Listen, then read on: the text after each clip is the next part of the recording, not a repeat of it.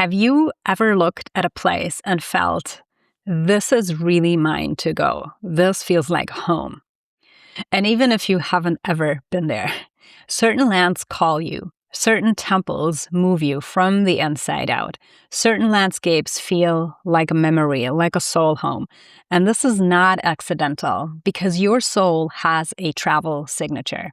And some people travel to protect sacred spaces. Others travel to awaken rose wisdom, or to listen deeply, or to go to places where your ancestors have once dwelled to retrieve that wisdom back into the present.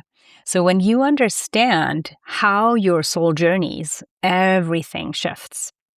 The places that you choose, the experience that you seek out, and the way that you move through the world. If you're curious where your soul actually travels and how, then take the Sacred Travel Quiz. It's a doorway into understanding yourself and your travel soul signature on a deeper level. The link is waiting for you, so click below.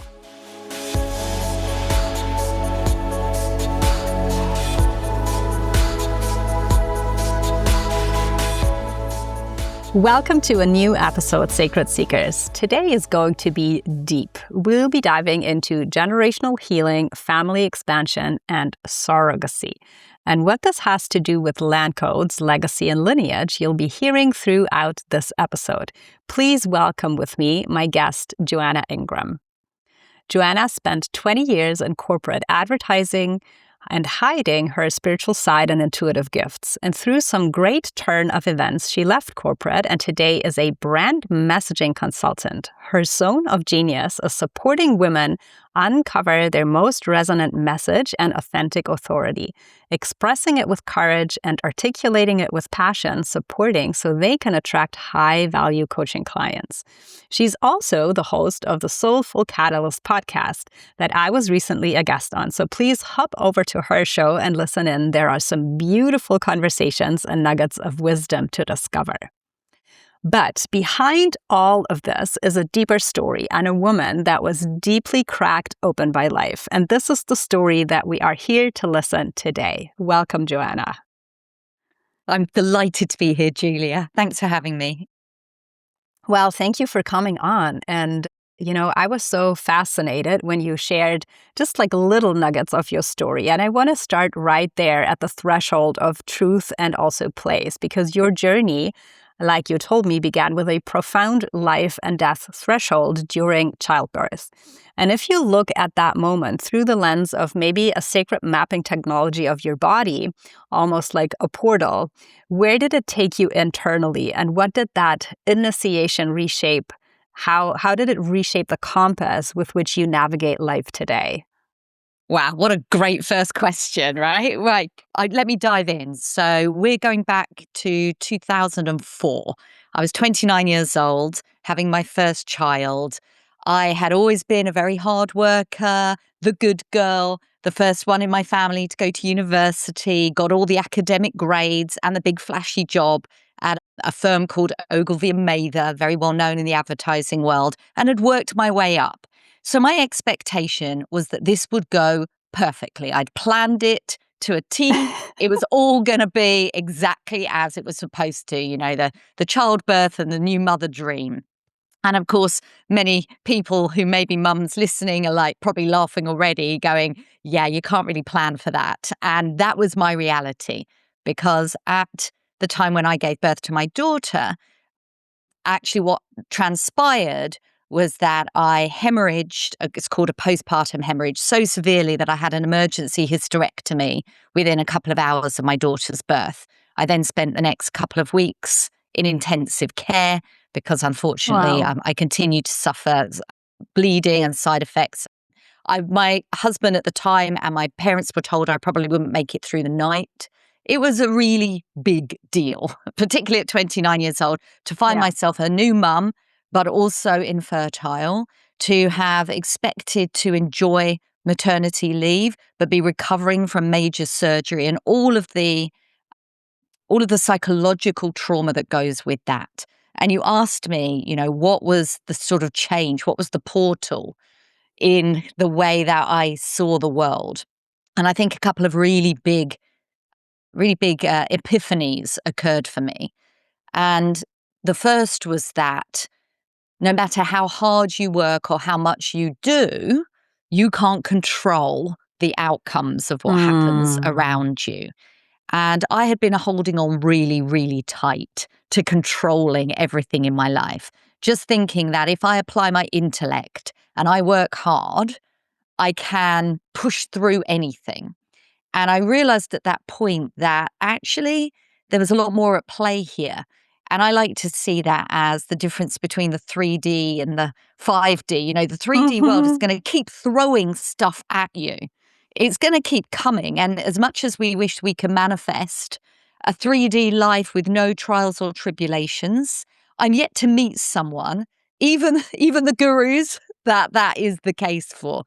And actually, what I realized was that those people that had transcended and had kind of really understood the way the world works were those that were able to work with their energy and their mental capacity and their psyche, even when things weren't going well. And I think, I mean, my daughter now is 22 years old. And that quest for me has been going on for all of that time, which is becoming a person who can flow with grace through things that might not feel good, and to have that inner world rather than expecting everything external to be exactly as I wish it would be, and instead being that kind of Viktor Frankl mindset where we're able instead to control the inside environment. And that really did change an awful lot for me from that point, not instantly, but it enabled me to then go on from that point and, well, manifest the completion of my family, which brought my twin daughters into the world 7 years after that event. That is, I mean, it's such a beautiful turning point. But before we're coming to the happy ending, there is a few steps in between. But I just want to reflect back that you were speaking about that grace. And I think that you do that so beautifully. And it's not just grace that I feel from you, but like really fun, like that joy in life that so many, in particular, I feel navigating in a corporate environment, like connecting more to that feminine nature, we can also fall for the shame and blame part. And I really find it refreshing the way how you look through the lens of joy in life. Yeah. And I think it's been a long journey. I think that a lot of the transition that took place over that time was me looking to go, how can I create my own reality more? And, you mentioned my current work as a messaging strategist, and I work with coaches and healers who are all creating ripples in the world and working with people to really bring a lot more lightness into our everyday. And that transition, I couldn't have even imagined 20 years ago.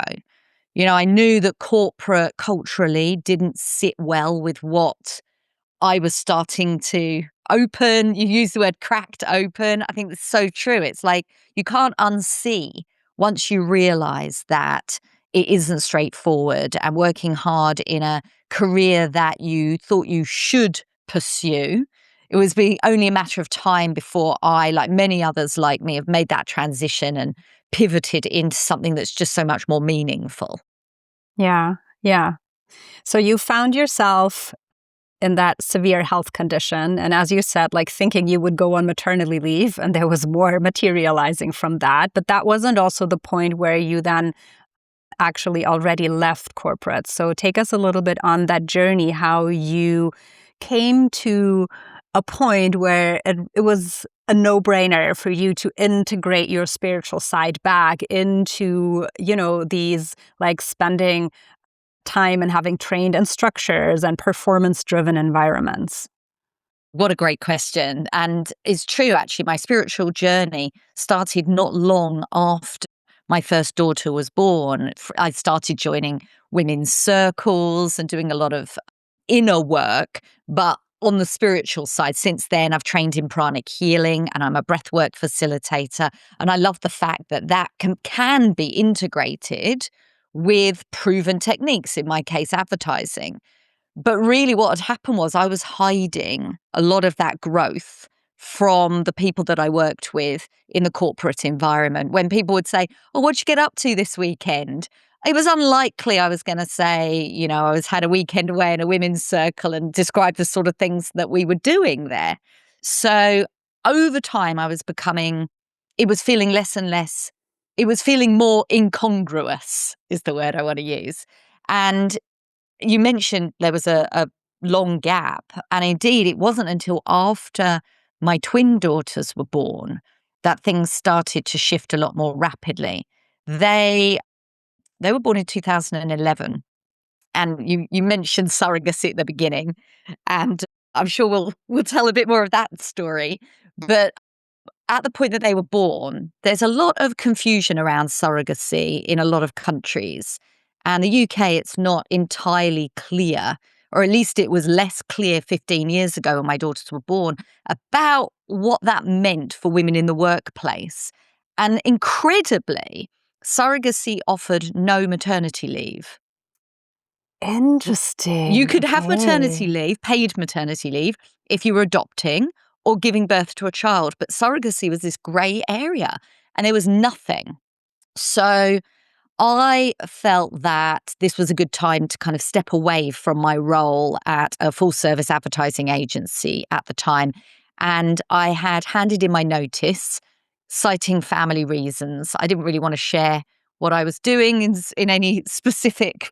I didn't want to be specific with my company at the time. So it was fine. I handed in my notice. But my twin daughters came along early. They were born at 29 weeks, which is nearly 3 months before they were due. So at this point, I was still in my role. And they were born in California and I live in London. And we got the call that said they're on their way and they're going to be born within the next few hours. You better jump on a flight. So at that point, I just sent an email to my MD and I explained the situation and I said, I won't be back tomorrow or ever. Forever. Or ever. And at that point, we didn't know even if the twins would survive being born at only 29 Yeah. weeks. So it was not top of my priorities to really worry about returning the laptop and filling in the forms. I just jumped on a plane and off we went. Wow. I'm just like, wow, okay. What a bold move. And, again, I feel it throws you so much in a state of deep surrender where it recalibrates your decisions and your reality in a way of like what actually truly matters in life.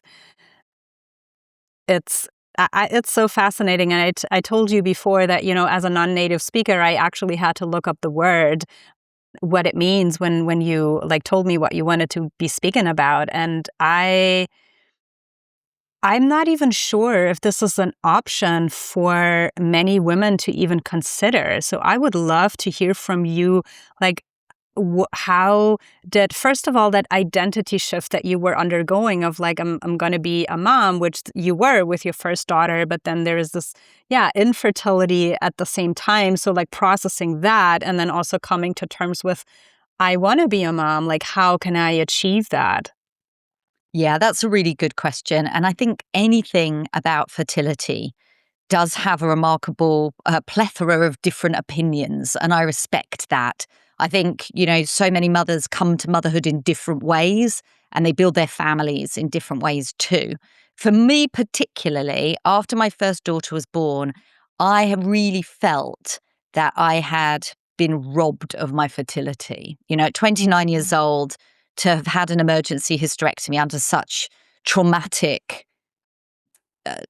in such traumatic way had me feeling very, very much like I wanted to regain what I had lost. Also, later that year, myself and my ex-husband split up, and I became a single mum of a daughter just under 2 years old. And later, only about a year or so, I met my husband, who I'm with now, and he doesn't have any children. And we very much desired to continue to build our family and ideally our biological children. It wasn't something that I had ever considered would be accessible for me it is a very extreme way of having a baby. It doesn't really get more extreme in many ways, because we really do have to commit to complete surrender. You used a great word. For somebody who had always tried to be in control of my life, imagine having another human carry your children. It's like there's so much trust, so much surrender, so much love was involved with the whole process. And, I want to acknowledge, our surrogate. What an amazing thing to do for someone. And, for her, she'd completed her family. She had 3 beautiful children. And it was something she knew that she could do to help others. We were her second family that she'd helped.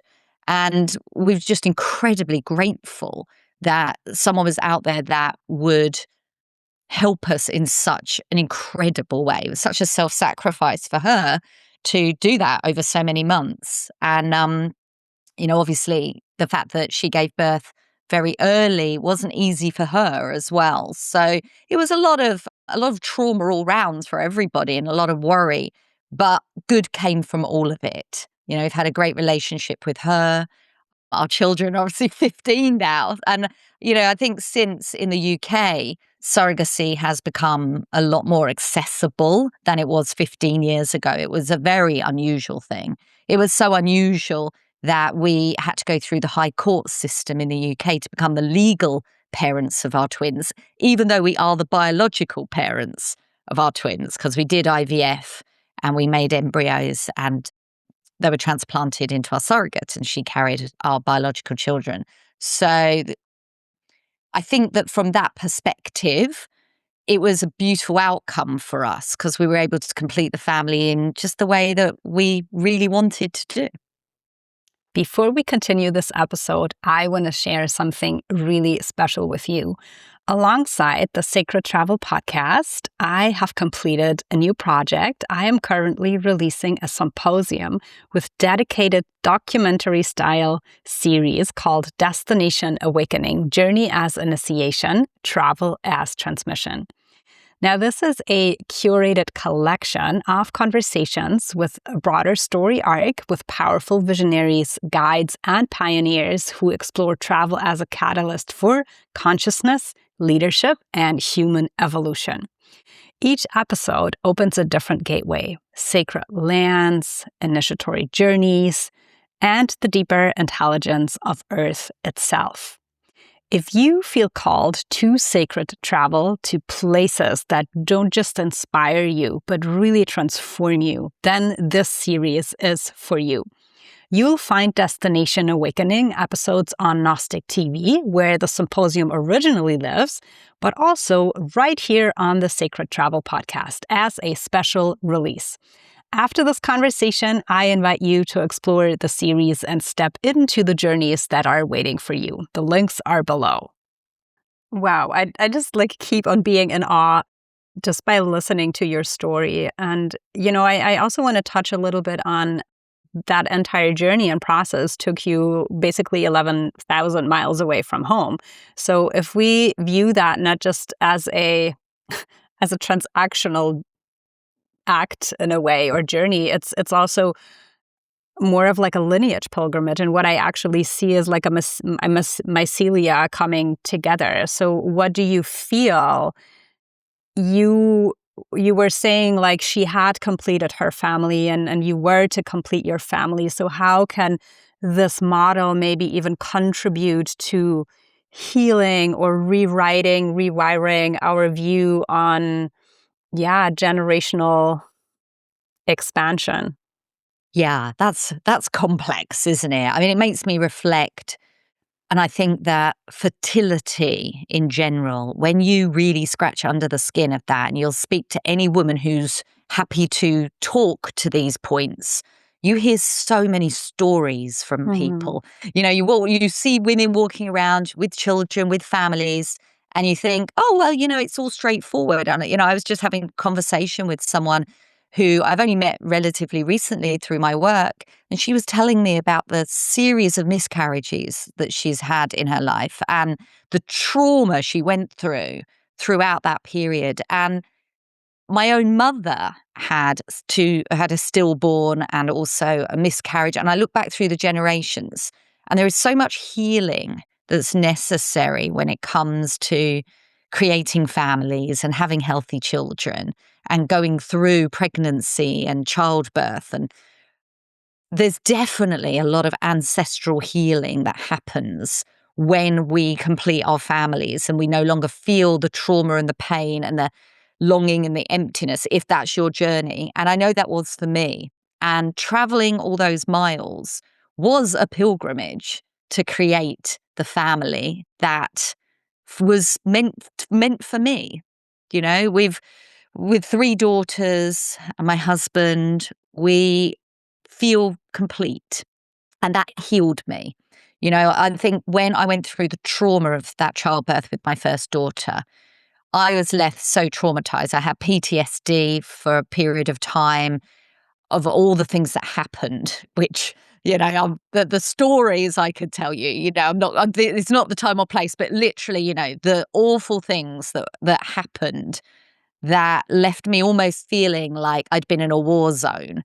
And it wasn't until my twins came along, even with all the complications of their early birth and the challenges of having them registered as British citizens and everything that happened after, I was healed.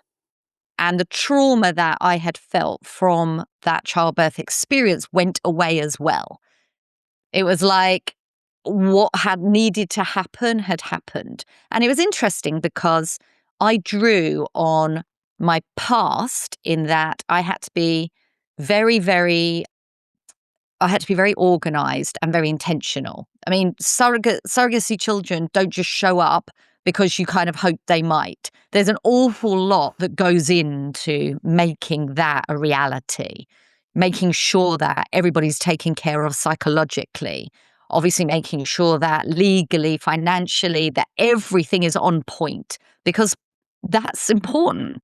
It's, you know, it's not the sort of journey you want to make with confusion about any scenario that might happen. You want everyone to be well, to be happy, to be looked after right through from the beginning, right through. So I had to apply an awful lot of intellect and an awful lot of push energy to make that a reality, that masculine, right? But also, in order to travel through that, you have to deploy your feminine. You have to trust. Yeah. You have to surrender. You have to accept that as things happen along that journey, you can't necessarily affect it. So, you know, everything was out of my hands after a certain point. And that was a real catharsis as well. That was really deploying that beautiful synthesis of masculine and feminine, which has been a big part of my journey since then as well, since I have moved out of my former corporate career, which happened at the beginning of the pandemic, and now moved into working with people who are also in the masculine, working with people who are trying to balance the masculine and feminine, and finding a way for them to build businesses in balance rather than burning themselves out, which was such a big part of, well, every stage of my journey. That's a great segue. You know, in your story, I feel also the body is so central in all that you described, like with birth, motherhood, creation. So how has your relationship to your body, and maybe even if what you are teaching and sharing with other women in your field now as well, shifted from something to rather manage or optimize into almost like a sacred landscape that holds intelligence, timing, and its own truth? Oh, well, I mean, the body. I think definitely after that disastrous childbirth experience, I felt very disconnected from my body. And I didn't really know at that time how to reconnect and how to kind of ground into the body as well as the mind and the soul. And I think that as I started to heal and I started to go on that new journey towards completing my family, I did go back to work. I met my new husband. A lot of things were happening during that time. And even though I didn't transform my career proper until about 5 years ago. Throughout that whole period, I was always seeing ideas. Oh, maybe I could have a company that did this. Maybe I should launch a business that does that. And my mind really started to look towards that expanded living. And with that, I started to feel a whole lot more aligned with my body as well. But I'll be clear that actually what you talk about, really being in the body didn't happen until I started learning pranic healing, doing breath work, and actually working in more somatic ways that you start to go, ooh, the body isn't separate. The body is an absolutely integrated part of our experience in the 3D here on Earth. It's not an accident that we've been given a body. We've been given a body because a lot of the way we access our spirituality is through the breath, is through movement. And that's been, well, a real gift to learn that. And, whenever I feel that I'm moving out of alignment, that my nervous system's dysregulated, there's always opportunities to realign that through the body, through techniques. I love that. But, I've been sitting so much lately with the reintegration of exactly that, like the masculine, the feminine, the corporate, the healer, kind of like these archetypes. And it's becoming ever more clear. I feel that this is the path forward. And so I find it incredibly important and helpful that you also talk about that in a way that it's normalized. So thank you. Yeah, absolutely. Absolutely. And I love the fact that now I get to work with women who are doing somatic healing and they're doing breath work. And I think every time I meet somebody through my work or through my networks, I just think, oh my gosh, people are just opening up to this stuff. And, the work you do is now something that people can see. This has got immense amount of value. And more people every year, I think there were hundreds of thousands of people that in the pandemic started to switch in to these sorts of topics. And I've seen an explosion in the number of people working in these fields, in the coaching industry, in the healing industry. And I think that that's a dual thing. It's that people really want to do meaningful work, but there's also so many people out there that really want to experience their lives in a much more meaningful way, right? Yeah, definitely. And, I would love to touch on also, I talk a lot about sacred site medicine in the podcast. And for you, I want to adapt that a little bit because I feel that your family or ancestral medicine is like anchored on the axis of the UK and California. So I'm curious if you have any reflections on the frequency of the land that mirrors or maybe even catalyzes some patterns that you see in your family. Ooh, okay. All right. One thing that does come to mind, I don't know if it answers your question perfectly, but I was thinking, as you were saying, California. And, when me and my husband flew out there, we were based in Southern California and we stayed in a place that we'd never really heard of, but it was appropriately located to all the visits we had to do. There's a place called Laguna in Southern California. It's on the Pacific Coast Highway and it is magical. Anybody listening in who knows the area will be going, I know that, because it just is a very remarkable place. It's very creative. A lot of people there doing yoga and art, and it's on the coast and it's absolutely gorgeous. And we had no idea that we were landing somewhere so bohemian, so refreshingly relaxed, and just the energy of that place by the sea, on the beach, that whole coastline really spoke to myself and my husband. And we had to go back a number of times to, first meet with our surrogate and see if, we got on and we all wanted to work together, to go back again to do IVF, to have their egg retrieval. And then again, of course, when our children were born, we stayed in touch on the phone and on through Zoom. It wasn't Zoom back then; it would have been Skype, right? But we were staying in touch from afar and visiting as many times as we could. And every time we went back, we were staying in these places that both me and my husband just felt like we could breathe out. And in fact, after the twins were born, they were so tiny, and we each had them in these wraps that you can hold your baby. And we went for a walk on the beach, and my husband got down on one knee. He wasn't my husband at the time, and proposed to me with a little ring he'd made out of tin foil from the kitchen that morning. We were each holding a How baby. sweet.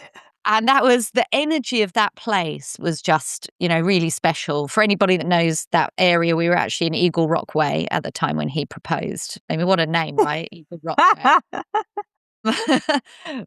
Just absolutely divine. And that place has always, like, even now, like, I can't wait to take my twins back when we can and, show them the area that they were first brought into, that I think really fed all of our souls. I can feel that in my heart. I can just feel that expansion. Thank you. Thanks for sharing. So, for anybody who is listening and that is feeling called to make a really bold, soul-aligned move or decision, but they're still negotiating with maybe comfort, what would you invite them to listen into with themselves that they are ready to make that next move? Okay, right. I see alignment as either your destiny or something that you can easily trip over. Let me explain, right? So, alignment for me is what you really know is possible and is the full fulfillment of your experience here in this life, your destiny, what you're really meant for. However, oftentimes people take the word alignment to mean feeling good in the moment. So if there's something they don't want to do, there's that spiritual bypassing. It's not in alignment. I'm feeling uncomfortable. I've got nervous system dysregulation. I just don't want to do it.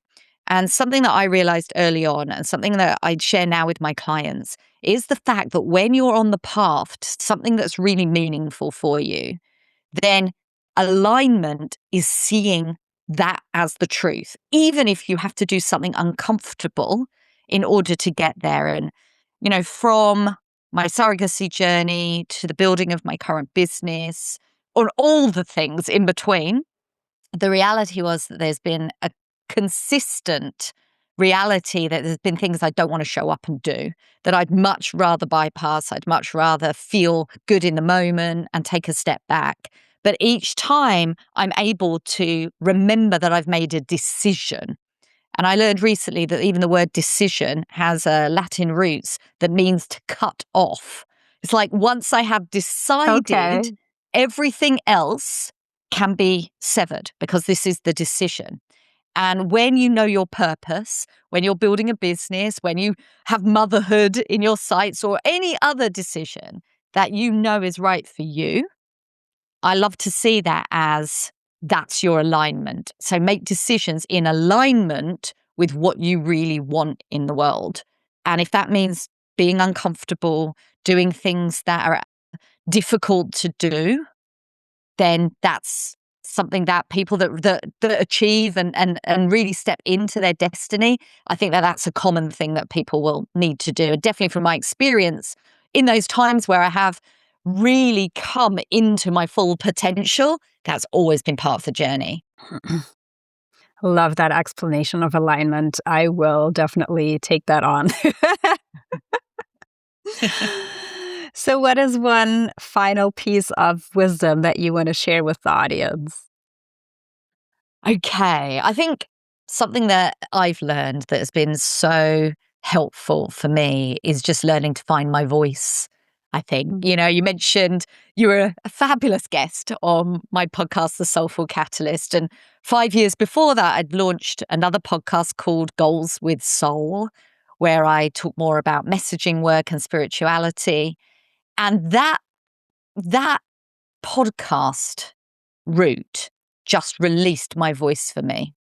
And I think that I was always hiding behind how I thought people should see me, that fear of judgment. And anyone that's been in corporate will probably resonate with this idea that we really can't be that vulnerable. No matter what Brené Brown says, I think that when you work in corporate, it's really difficult to truly be your authentic self. And for me, that was completely blown out the water when I launched my own business, and a business in the soulful spiritual space, and a business that is all about being authentic and having messaging and positioning. But it was only when I actually launched my podcast and I was able to just talk, just literally share my thoughts, that I realized how important it is to have an authentic voice and allow yourself to shine. So for anybody that is, making a transition, deciding to do something new in life, certainly launching a business, definitely going into something like coaching or in healing, which is my own experience, it's a call to be heard, to have an opinion, to be able to share that in a really expansive way that attracts people to learn from you. And that is one of the biggest transitions that not only myself, but people around me in the business, when we make that leap, it's like, not only is it completely freeing, but we see the ripple effects and how much it helps others. I feel deeply activated by your words. That is so true. I am so grateful for you to come on and share so authentically. For everybody who resonated deeply with this conversation, where can people find you?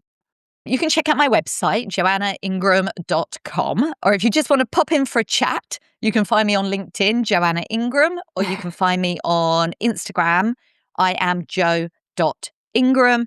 And obviously, if you'd like to hear more about what I have to share, you can listen to my podcast, Goals with Soul, and The Soulful Catalyst, which are available on all podcast platforms. Amazing. And we're going to make sure to put all the links below in the show notes.